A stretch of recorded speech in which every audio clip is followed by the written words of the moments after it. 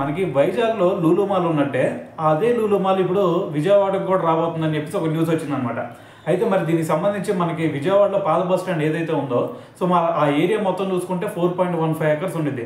So మరి 4 ఎకరాల భూమిని కూడా మరి లూలు మాల్కి ఇవ్వబోతున్నారని చెప్పేసి లీజ్కి సో ఒక న్యూస్ వచ్చిందనమాట. అయితే మరి ఇది ఏకంగా 60 సంవత్సరాల వరకు లీజ్కి ఇస్తారు. సో మరి దాని తర్వాత మళ్ళీ ఇంకొక 33 సంవత్సరాలు ఎక్స్టెండ్ చేసుకునే ఛాన్స్ ఉందన్నమాట. అయితే ఇప్పుడు ప్రజెంట్ ఫస్ట్ 3 సంవత్సరాలు ఏదైతే ఉందో సో మరి ఈ 3 సంవత్సరాలు మాత్రం అద్దె మినహాయింపు ఇవ్వడం జరిగిందనమాట.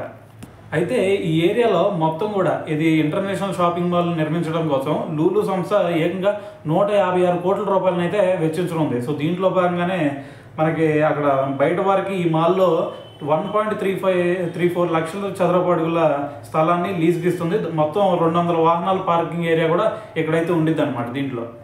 అయితే ఈ మాల్లో చూసుకుంటే మొత్తం కూడా 120 రిటైల్ షాపులు కూడా మరి లూలు సంస్థ మరి అరేంజ్ అయిపోతుంది దీంట్లో.